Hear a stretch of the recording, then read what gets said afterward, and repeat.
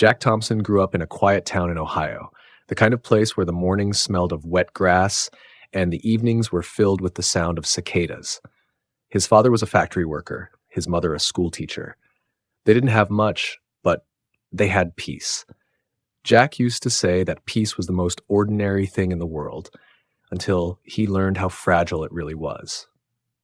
He was 20 when the world caught fire. When the news of Pearl Harbor reached Ohio, people gathered outside the local diner to listen to the radio. Jack stood there too, holding his cap in his hands, watching his father's face grow pale. The announcer's voice trembled. "The United States of America has been attacked." And something changed in the air that day. It was as if the wind itself turned heavier.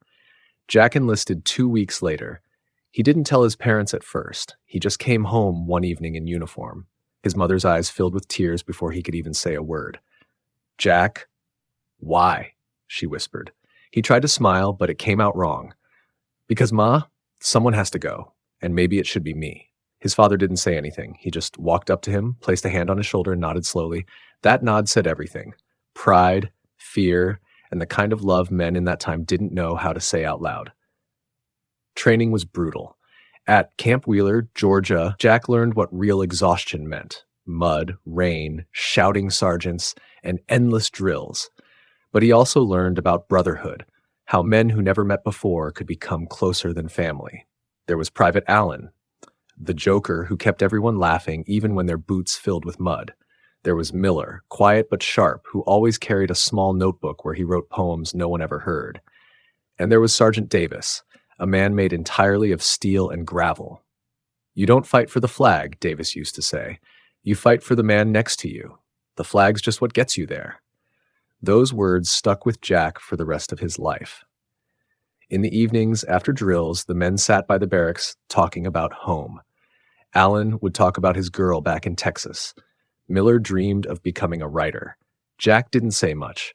He just listened, staring at the stars, wondering what kind of world they'd see after all this was over. Sometimes he wrote letters to his mother.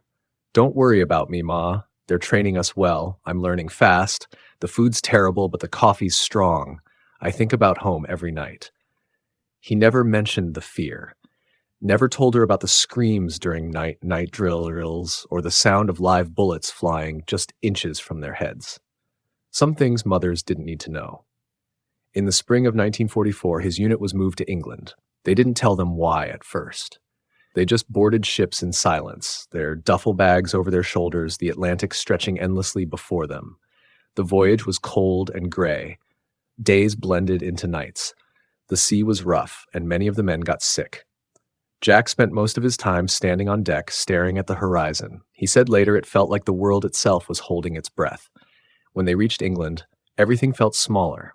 The streets, the cars, the people. But the air was different.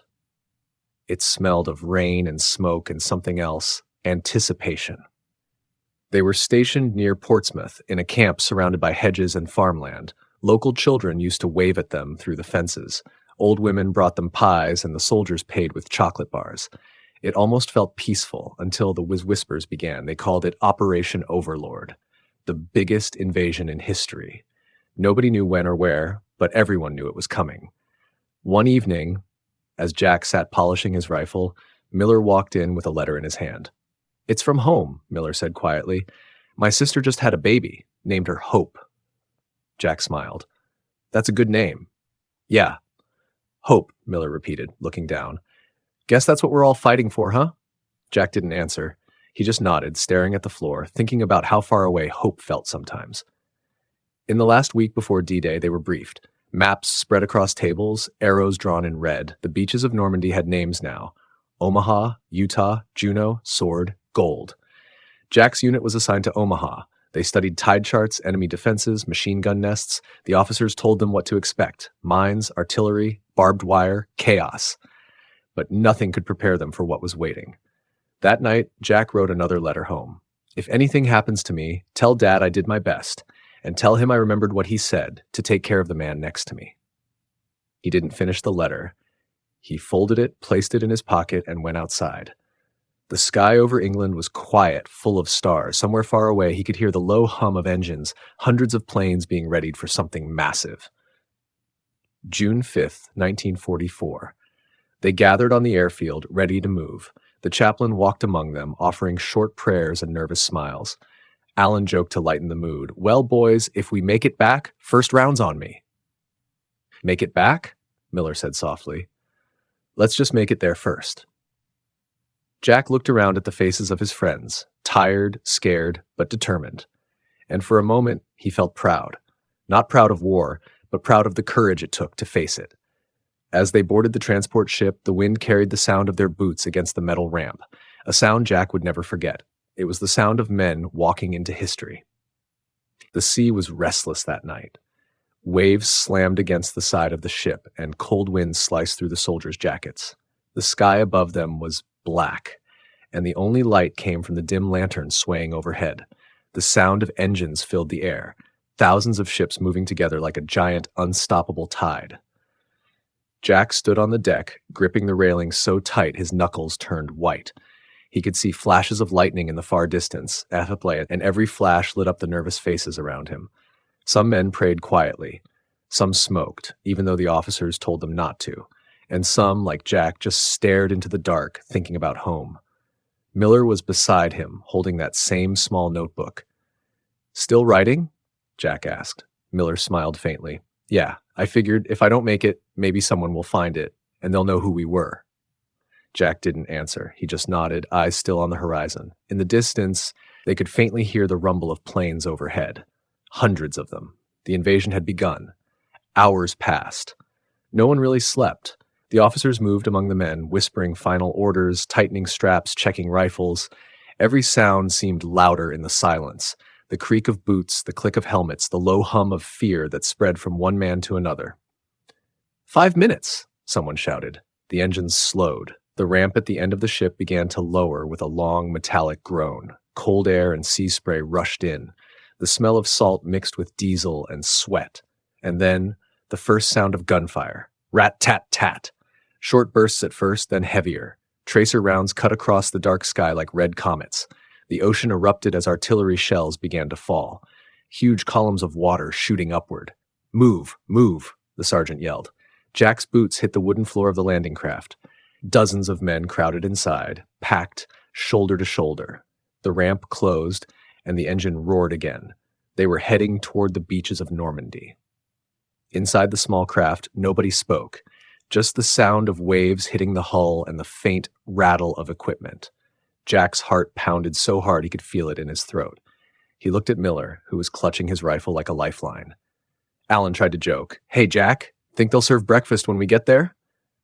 No one laughed, but Alan's grin stayed, even as his hands trembled. Suddenly, the craft jerked violently. A shell exploded nearby, drenching them in seawater. Someone screamed. Jack couldn't see who. Everything was chaos. "Hold steady," the coxswain shouted. 30 seconds. Jack checked his rifle one last time. He couldn't stop shaking. He remembered his father's words, "Take care of the man next to you." He looked left and right. Alan, Miller, Davis, his brothers now. And he whispered under his breath, "We'll make it through this." The ramp dropped, and the world exploded. Machine guns tore through the front line before the first man could even step forward. Bullets hit the water like rain. Men screamed. Jack jumped into the sea, the freezing water swallowing him whole. He couldn't breathe. He couldn't see. His pack dragged him down, heavy as stone. He kicked hard, letting go of his rifle, his gear, anything to stay afloat. When he broke the surface, he gasped for air and saw hell. Bodies floated beside him. Boats burned. The beach ahead was a wall of smoke, sand, and death. He heard Sergeant Davis shouting, "Get to cover! Move!" Jack started swimming, pushing forward against the current, bullets slicing the water around him. Every inch felt like a mile. He reached the sand, crawling behind a metal obstacle, one of those jagged iron crosses the Germans had planted everywhere. He pressed his face into the wet sand, gasping, "Jack? You alive?" It was Alan, his helmet dented, blood on his cheek. Yeah, I think so," Jack yelled back. "Then keep moving. We're sitting ducks out here." They crawled forward, inch by inch. Machine guns screamed from the cliffs above. Every time someone tried to stand, they fell. Miller was behind them, firing toward the bunkers even though he couldn't see the enemy. The sand was soaked with blood and seawater. Jack could taste both in his mouth. He pressed his helmet down, waiting for a break in the gunfire. Then, a massive explosion to their left. A landing craft hit by artillery. The blast threw Jack sideways, knocking the wind out of him. His ears rang, his vision blurred. When the dust settled, Allen was gone. Only his rifle lay beside the crater. Jack froze, staring at it. Then, Sergeant Davis grabbed him by the collar. "Don't stop! You can mourn later. Move private!" Jack stumbled forward, legs shaking. He didn't even realize he was crying. Hours felt like years. Bit by bit, the men pushed forward. By midday, they reached the base of the cliffs. Smoke covered everything. The air smelled like metal and death. Jack collapsed behind a pile of debris, panting. Miller dropped beside him, his face blackened with soot. "They said it would be bad," Miller said hoarsely. "They didn't say it would be this." Jack just nodded, too tired to speak. He looked around. Half their platoon was gone. Somewhere behind them, medics shouted, searching for survivors. By afternoon, reinforcements arrived. Tanks rolled onto the beach, crushing obstacles, laying down covering fire. For the first time all day, the gunfire started to fade. The Germans were retreating deeper inland. Jack sat on the sand, staring at the ocean. The waves that morning had been calm. Now they were red. Sergeant Davis walked past, limping, his uniform torn. He stopped beside Jack and placed a hand on his shoulder. "You did good, son. You made it through." Jack looked up, eyes hollow. "Sir, Allen didn't." Davis was silent for a long time. Then he said quietly, "None of us made it through, Thompson. Not really." That night, the survivors dug in near the cliffs. They built small fires, boiled water, cleaned their rifles. Nobody spoke much. Some wrote letters they knew would never be sent. Jack sat with Miller, staring at the distant sea. The same sea that had brought them here and taken so many away. "You think it's worth it?" Miller asked suddenly. Jack didn't answer right away. He thought about Allen's grin, Davis's words, his mother's face. Finally, he said, "I don't know, but we're here now. We finish what they started." Miller nodded slowly. "Yeah, we finish it." When dawn broke, the beach was silent except for the gulls. Jack watched the sunrise, soft and golden like any other morning. It felt wrong. How could the world still be beautiful after everything it had seen? He closed his eyes and whispered a small prayer, not for victory, but for peace. And that was how Jack Thompson survived the first day at Omaha Beach. But the war was far from over. The road ahead would be longer, darker, and filled with ghosts that would never truly leave him. For the men who survived the beach, the war didn't slow down. It only changed shape. By the second day, the sand had turned into mud, the bodies were cleared, and the mission moved inland. Jack walked through the remains of the defenses they'd fought so hard to break. Burnt-out bunkers, twisted metal, helmets half buried in the dirt. The sea behind them was calm again, pretending nothing had happened. They marched through the countryside under the constant threat of artillery. Every sound made them flinch, a bird taking flight, a twig snapping. The hedgerows of Normandy were thick and high, perfect for ambushes.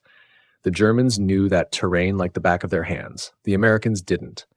Sergeant Davis kept them close. "Stay low, stay quiet, and don't trust silence," he'd say. Silence in Normandy usually meant the enemy was listening. By the third day, they reached a small French village, or what was left of it. Stone houses reduced to piles of rubble. A church bell hanging sideways, swinging in the wind. A single cow wandering through the street, confused. Jack stepped carefully between the debris, rifle ready. He saw a child's toy half buried under bricks, a little wooden horse painted blue. He stared at it for a moment, then looked away. Inside one of the ruined houses, they found a French family hiding in the cellar, a mother and 2 children. The woman cried when she saw them. "Les Americans, thank God," she whispered. Jack didn't understand her words, but he understood her eyes. Miller gave the little a chocolate bar. The kids smiled for the first time in days, and for a brief moment, the world didn't seem so broken. That night, they camped near the edge of the village. Rain fell softly, tapping against their helmets. Jack sat under a tarp, cleaning his rifle while Miller wrote in his notebook again. "What are you writing now?" Jack asked. "About the sea," Miller said without looking up, "how it takes and gives back at the same time." Jack nodded slowly. "You think anyone will ever read it?" Miller smiled faintly. "Maybe not, but it helps me remember that I'm still human." Jack looked into the fire. Yeah, he murmured. That's getting harder every day. The days that followed blurred together, fighting through hedgerows, clearing one field after another, losing friends one by one. They called it the slow crawl through Normandy. Progress measured not in miles, but in yards. Allen was gone. Now others were too. Roberts, Klein, Peters. Each name carved itself deeper into Jack's memory. By then, he'd stopped trying to count. Sometimes he'd dream of home, his mother's cooking, the sound of rain against the roof, the feeling of a world untouched by war. But every morning he woke to the same smell of mud, gunpowder, and fear. One afternoon, while advancing through a hedgerow, they came under heavy fire. Machine guns from the tree line pinned them down. Jack hit the dirt, crawling behind a log. Bullets whizzed overhead like angry hornets. "Miller!" he shouted. "We need to flank them." But there was no answer. He looked to his left. Miller was lying still, his notebook open beside him, pages soaked in rain and blood. Jack froze. For a second, the world went quiet. All he could hear was his heartbeat. Then Davis shouted, "Thompson, get your head down!" The battle raged on, but Jack couldn't move. Not until another soldier pulled him back to cover. When the shooting stopped, Jack picked up the notebook and slipped it into his pack. He didn't say a word. That night, he opened it by the fire. The last page read, "If I die, let someone tell my sister Hope that I saw beauty even in war, in courage, in friendship, in the small things that survived the fire." Jack closed the notebook gently. The firelight flickered across his face. He didn't cry. He couldn't. Something inside him had gone silent. By July, they'd fought their way deep into Normandy. The hedgerows gave way to open fields. The smell of smoke and summer grass mixed in the air. Cows grazed near the wrecks of tanks, as if the world refused to stop living. One evening, letters arrived from home, the first in weeks. Jack's was from his mother. He unfolded it with shaking hands. "We listen to the radio every night, hoping to hear the news that it's over. The neighbors say the war is turning. Stay strong, Jack. Your father prays for you every morning. Come home soon, my boy." He folded the letter carefully and slipped it into his chest pocket beside Miller's notebook. 2 pieces of paper that meant more than anything else in the world. The next day, their unit was ordered to take a farmhouse being used as an enemy stronghold. They moved at dawn, crawling through wet grass. The first shots came before sunrise. Davis led the charge, shouting over the gunfire, "Move up! Don't stop until we're inside!" Jack fired until his rifle clicked empty. He grabbed another, kept going. They reached the door, kicked it open, and found it empty. The Germans had fled during the night. Davis let out a breath. "Well, boys, looks like luck finally smiled on us." Jack sat down hard on the floor, exhausted. He stared at a half-eaten loaf of bread on the table, still warm. "They were just here," he muttered. The thought chilled him. The enemy wasn't some monster hiding in the dark. They were men, hungry, tired, scared, just like him. That evening, the sun set over the French fields in shades of gold and red. For the first time in weeks, there was no gunfire. Just the sound of wind in the wheat and the faint song of birds returning. Jack sat alone, looking at the horizon. He took out Miller's notebook and his mother's letter and laid them side by side. 2 lives, 2 worlds, both worth fighting for. And for the first time since Omaha, he let himself believe, maybe, just maybe, there'd be a future after this. The ship's horn echoed through the cold English fog as Jack Thompson stepped onto foreign soil for the first time. The air smelled of sea salt and oil, and the sky was a dull gray, heavy with rain. England was supposed to be safe, but even here, the war was everywhere. Barrage balloons floated in the air, anti-aircraft guns stood on every hill, and the distant rumble of bombers could be heard almost every night. Jack looked around at the small coastal town that would become their temporary home. Soldiers marched through muddy roads, trucks carried supplies day and night, and the fields were filled with tents. It was like the whole of southern England had become one giant military camp. "Welcome to merry old England," said Private Allen, walking beside Jack with a smirk. Jack chuckled. "Yeah, looks real merry to me. Mud, rain, and bad coffee." Allen shrugged. "Could be worse. Could be snowing." Jack smiled faintly. "You always know how to find the bright side, huh?" Allen grinned. "Someone has to." That night, the men were shown their bunks in a long wooden barrack. It smelled of damp wood, sweat, and cigarettes. A small stove stood in the middle, barely keeping the cold away. They unpacked their gear, hung their wet jackets, and tried to rest. But no one really slept that night. The sound of distant thunder, or maybe bombs, kept echoing in the dark. Jack lay on his bunk, staring at the wooden ceiling. He thought of home, of the quiet Ohio nights, of his mother's voice calling him for dinner, of his father sitting by the radio, listening to the evening news. He wondered if they were thinking of him at that same moment. The next morning, training began again. Every day was drills, briefings, and maps. The commanders kept talking about an upcoming operation, but they didn't say where or when. Everyone knew it was going to be big. They just didn't know how big. They practiced climbing ropes, crawling under barbed wire, and landing from boats under simulated gunfire. The British instructors were strict and relentless. "Move faster, Thompson. You'll be dead before your boots touch the sand if you move like that." "Yes, sir," Jack shouted back, breathless, covered in mud. After training, he sat with Alan and a few others, eating from their metal mess kits. You understand? Alan poked at his cold beans. "You ever wonder what the point is, Jack?" Jack looked at him. "The point? Yeah. We kill them, they kill us. And at the end, what changes?" Jack didn't answer right away. He stared into his food, then said quietly, "Maybe it's not about what changes. Maybe it's about what stays. Like home, family, people we love. Maybe that's what we're fighting for." Alan nodded slowly. "Guess that's as good a reason as any." Weeks passed. Spring turned into early summer. Rumors spread fast, whispers about the invasion of France. Some said it was coming in May, others said June. Every night, the sky over England was filled with the hum of planes and the glow of distant anti-aircraft fire. The tension was unbearable. One evening, while the men were sitting around the stove, their captain, Captain Reynolds, entered the barrack. He was a tall, calm man with tired eyes, the kind of officer who didn't need to shout to be respected. "Men," he said, holding a clipboard. "It's official. We've received our orders. Operation Overlord will be part of the first wave." A heavy silence filled the room. Alan whispered, "First wave? Jesus." Reynolds continued, "We'll be landing on a beach in Normandy. It's heavily defended, but the success of this operation depends on us, on all of you." He paused, scanning their faces. "I won't lie, some of you might not make it, but if we do our job, we'll help end this damn war." Then, with a softer tone, he added, "Get some rest. You'll need it." When he left, no one spoke for a long time. The only sound was the wind outside, rattling the wooden walls. That night, Jack wrote a letter to his mother. "Dear Mom, if you're reading this, it means we're somewhere close to the fight. I don't know when I'll see you again, but I want you to know I'm not scared. Not anymore. Maybe I should be, but when I look around and see these men, my brothers, I know why I'm here. Tell Dad I remember everything he taught me. Tell him I'll do my best to come home. Love, Jack." He folded the letter carefully and put it in his jacket pocket.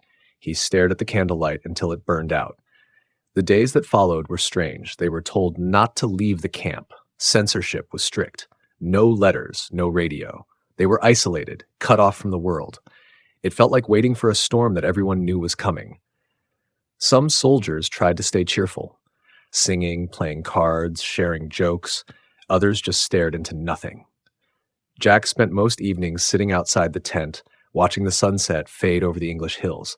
He thought of everything that had brought him here, and everything he might never see again. Finally, on the 4th of June, 1944, they received word that the invasion was postponed due to bad weather. Rain poured endlessly, and the sea was rough. But on the 5th of June, orders came again. "We sail tonight." The mood changed instantly. No more jokes, no more smiles, just quiet faces, packing their gear, checking their rifles, and saying silent prayers. Jack looked at Alan, who was trying to light a cigarette with shaky hands. "Can you believe it?" Alan said. "Tomorrow we'll be in France." Jack forced a smile. "Let's just hope France is happy to see us." Alan laughed weakly. "If I make it through tomorrow, I'm buying you a drink. The biggest damn drink they've got." Jack nodded. "You got yourself a deal." That night, they boarded the landing ships. The sea wind was freezing, and the sky was pitch black. Hundreds of ships stretched across the horizon, a floating army waiting for dawn. Jack stood on the deck, holding his helmet, staring at the dark waves. Some men were praying, others were sick from the motion. The engines rumbled beneath them, and the whole ocean seemed alive. Captain Reynolds walked among them, speaking quietly. When we hit that beach, he said, remember your training. Stick together. Keep moving. Don't stop, no matter what. Then he looked at them one by one. I'm proud of you. All of you. Jack took a deep breath and looked out at the dark sea ahead. In a few hours, that darkness would turn into chaos, smoke, gunfire, death.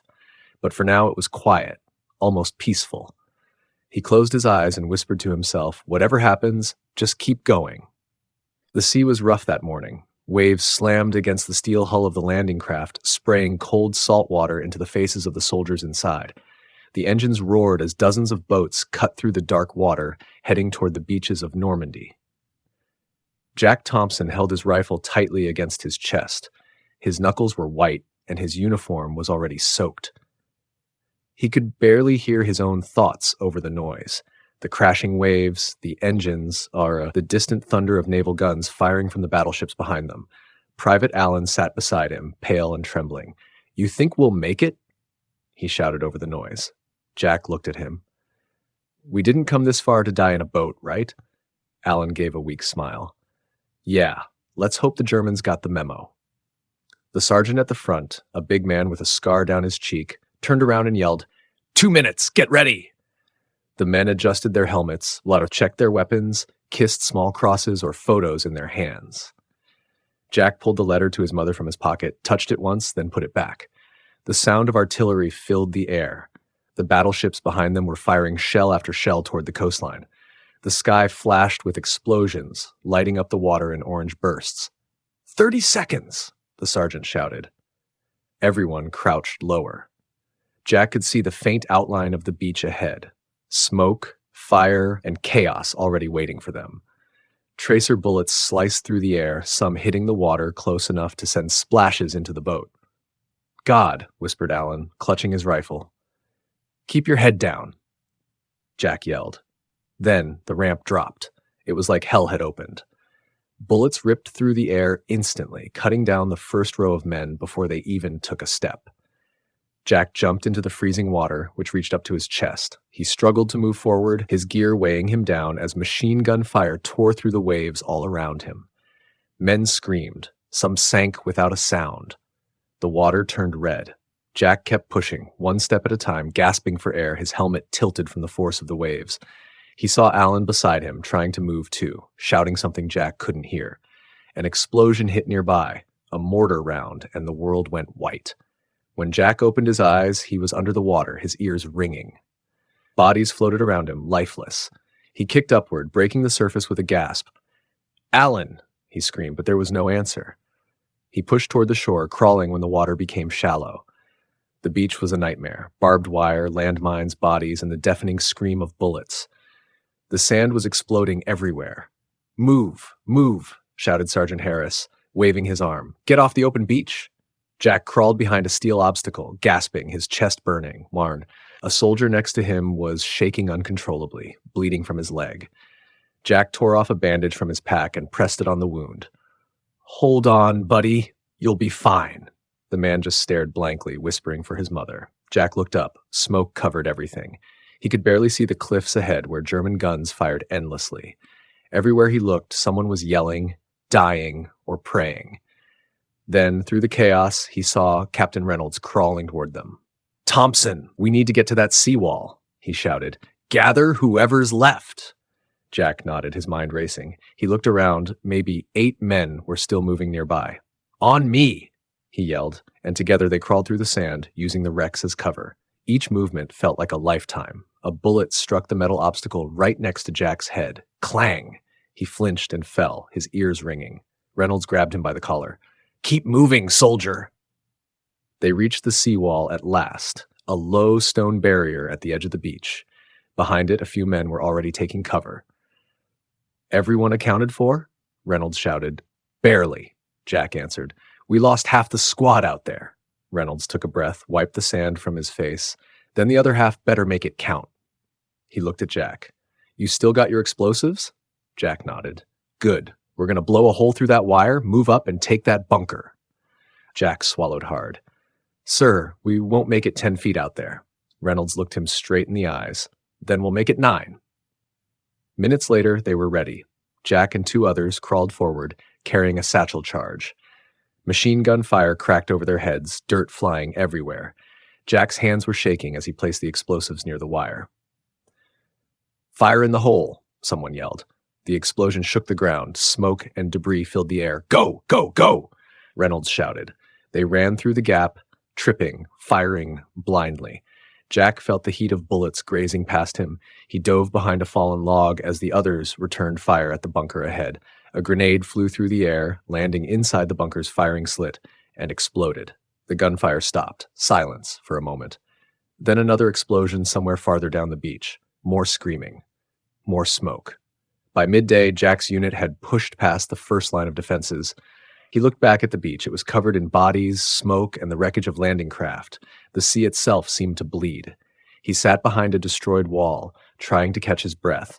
His hands were trembling, his face blackened with soot. He looked around for familiar faces. "Alan," he called out again. No answer. Reynolds walked over, crouched beside him. "You did good out there, Thompson." Jack shook his head. "Good? Half our men are gone." Reynolds looked toward the sea. "That's war, son, but we're still standing. That's what counts." Jack stared at him, silent. He didn't feel proud. He didn't feel victorious.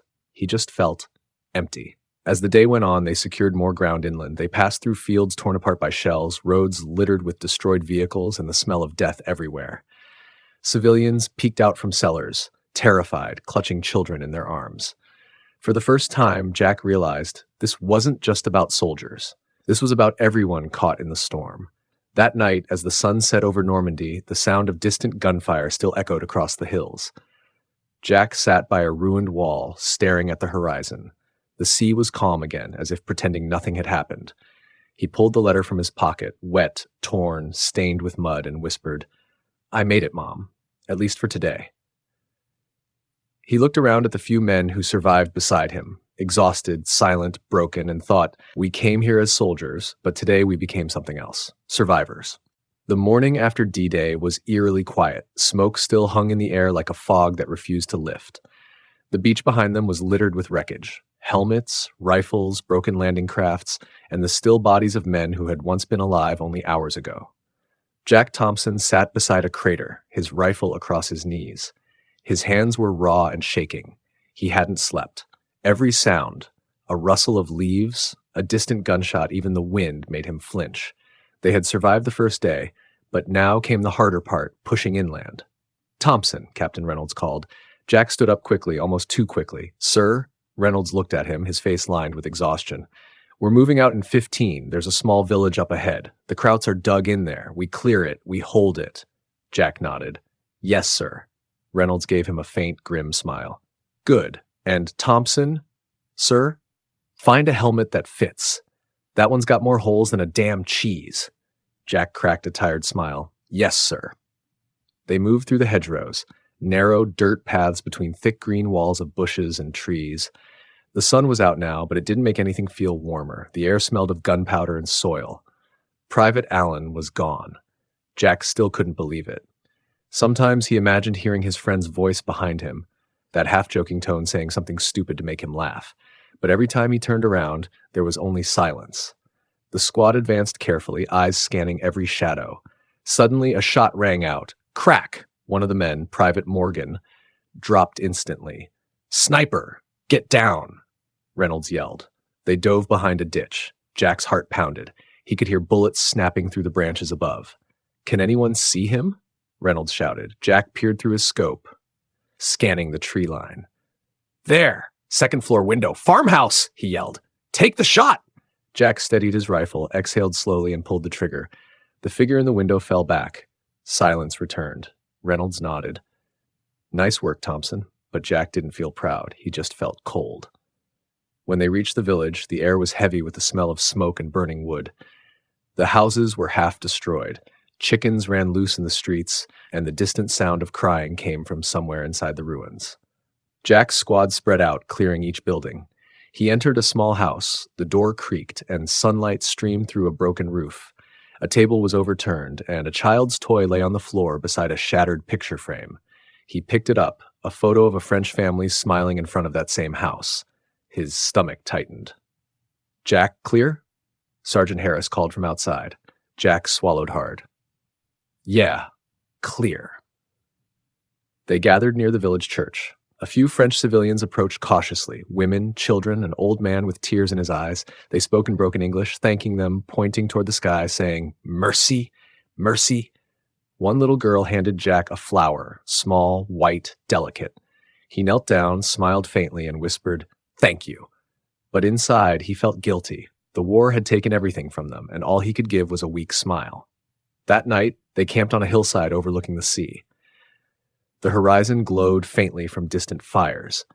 Jack sat with Sergeant Harris, sharing a tin of beans. Harris was a grizzled man from Texas, older than most of them, and he'd seen too much. "You did good today, Thompson," he said.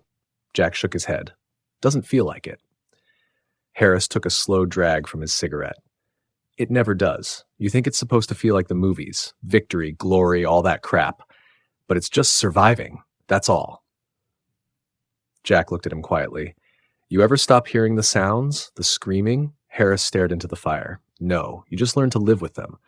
Days turned into weeks. They pushed through one town after another, Carentan, St. Lo, Caen. Every battle was a blur of gunfire, mud, and exhaustion. Jack started writing letters again, even though he wasn't sure they'd ever reach home. "Dear Mom, we've made it past the beaches. I've seen things I can't even begin to explain.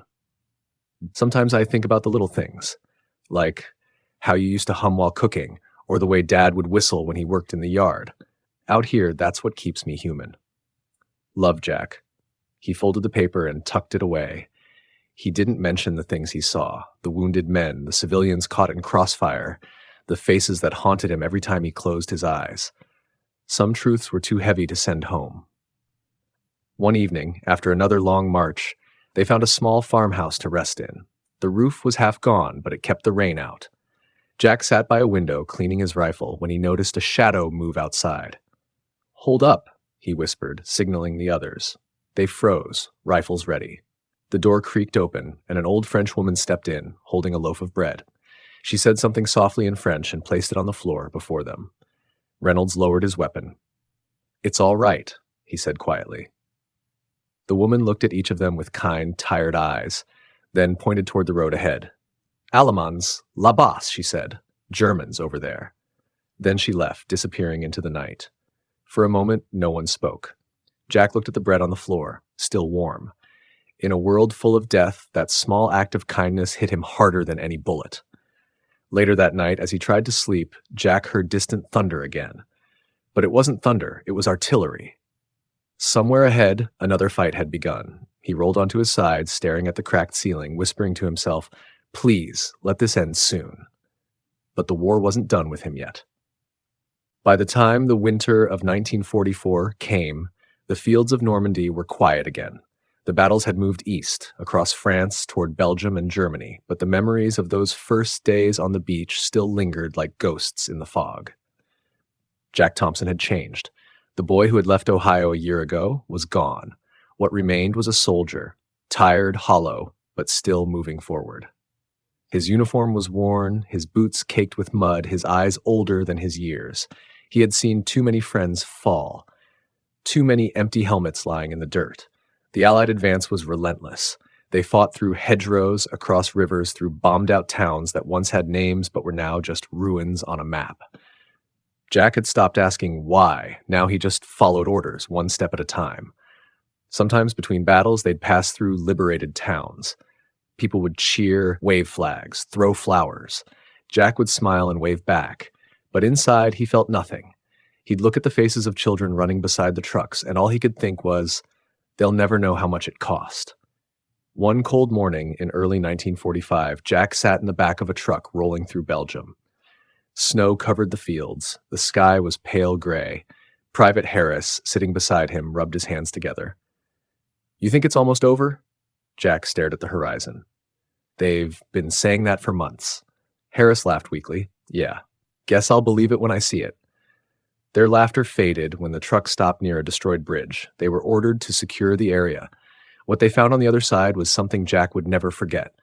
Rows of bodies, civilians, old men and children, shot in the snow. Reynolds walked among them silently, his jaw tight. Harris whispered, "Jesus Christ." Jack's stomach turned. Who would do this? Reynolds didn't answer. He just said quietly, "Take what we can carry. We move at dawn." That night, Jack couldn't sleep.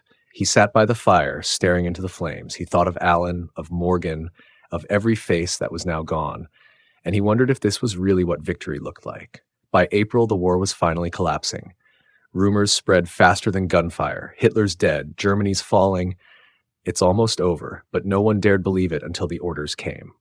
One morning, Captain Reynolds gathered the squad. His voice cracked slightly as he said, "Men, it's official. Germany has surrendered. The war in Europe is over."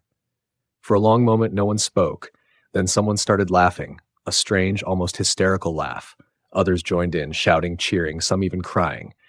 Jack just stood there, frozen. He felt his heart racing, but not from joy, from confusion, from disbelief. He whispered softly, "It's over?" Reynolds nodded. "It's over, Thompson. You made it." Jack looked around, the faces of the few men left in his unit, all worn, scarred, silent. It didn't feel like victory. It felt like the end of something too big to understand. That night, they sat around a small campfire. Someone had found a bottle of wine and passed it around. They laughed, told stories, sang songs in broken voices. For the first time in months, no one was afraid. Jack stared up at the stars. The sky was clear, and for once there were no planes, no explosions, no gunfire, just silence. Harris leaned over. "So, Jack, what are you going to do when you get home?" Jack smiled faintly. "Sleep for a week, then maybe fix my dad's old truck." Harris chuckled. "Sounds like a plan." Jack looked back at the fire. "What about you?" Harris shrugged. "I don't know. Maybe find a girl who can put up with me. Maybe just forget." Jack nodded slowly. If only it were that easy. When the transport ships finally took them back to England, the men were quiet. Some cried. Some just stared at the sea. Jack stood by the railing, watching the water, the same sea that had brought them to Normandy months ago. Only now it felt different. Back then it had been full of fear and death. Now it was calm, peaceful, almost forgiving. As the coastline of France faded behind him, he whispered softly, "Goodbye, Alan. We made it." When Jack finally returned home to Ohio, it was spring again. The trees were green, the air smelled of rain, and for a moment he almost forgot what war felt like. His mother cried when she saw him. His father hugged him so tight it hurt. The neighbors came by, smiling, shaking his hand, saying, "Welcome home, hero." But every time someone said that word, hero, he felt a small ache in his chest, because he didn't feel like one, not when so many hadn't come back. At night, he'd wake up sweating, hearing the screams, the gunfire, the waves crashing. He'd walk outside, sit on the porch, and stare at the stars until the sky turned pale. Sometimes he'd whisper names, Alan, Morgan, Harris, as if saying them could keep their memory alive. Years passed. The world moved on. But Jack never really left Normandy behind. One summer, decades later, he went back. An old man now, his hair gray, his hands trembling. He stood on that same beach where he had once crawled through blood and sand. But now it was peaceful. Children played in the waves. Tourists walked with cameras. The sea was calm. Jack knelt down, scooped a handful of sand, and let it fall through his fingers. He closed his eyes, and for a moment he could still hear it.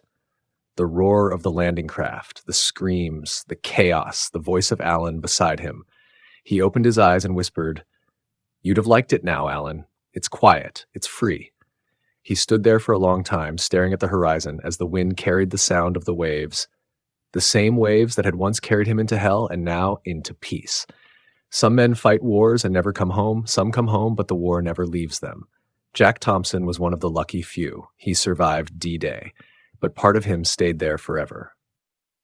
Jack Thompson was 89 years old when he finally decided to return to Normandy one last time.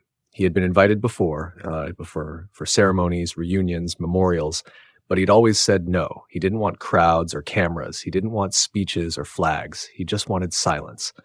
But now, his body weak and his hands trembling with age, he felt something calling him back. Not the glory. Not the past. Just the memory. It was early morning when he arrived. The air was cool, the sea mist soft against his skin. A caretaker pushed his wheelchair across the sand until Jack asked him to stop. "I'll walk from here," he said, voice fragile but steady. He took a slow breath and stood up, leaning on his cane. Every step hurt, but he didn't mind. Pain, he had learned long ago, was just another kind of memory. The beach was quiet, just the sound of waves and distant gulls. No gunfire, no screams, just peace. Jack looked around and whispered, "Looks different now, doesn't it?" He smiled faintly, as if talking to someone beside him. In his mind, he could see them all again. Allen, Harris, Morgan, Reynolds, young, alive, laughing, shouting over the roar of the surf. He walked until he reached the water's edge. The tide brushed against his boots, and he stared out at the horizon, the same horizon he had once faced as a 19-year-old boy, terrified and shaking. Now, after all these years, he wasn't afraid anymore. He took a small folded photograph from his pocket. It was old and faded, 4 young soldiers smiling, covered in dirt and sweat. He looked at it for a long time, his eyes glistening. Then he bent down, placed it gently on the wet sand, and whispered, "I kept my promise. I came back." The wind caught the edges of the photo, lifting it slightly before the water carried it away. Jack watched it float, carried by the same sea that had once carried him into battle. A few tourists walked by, their voices distant. A little boy stopped and looked at Jack curiously. "Were you here during the war, sir?" the boy asked. Jack smiled softly. "Yes," he said, "a long, long time ago." The boy looked at the sea. "Was it scary?" Jack thought for a moment. "It was," he said quietly. "But we were brave, not because we weren't afraid, but because we did it anyway." The boy nodded, unsure what to say, then ran back to his parents. Jack watched him go, a small smile on his face. He whispered, "That's why we did it, so they could run free."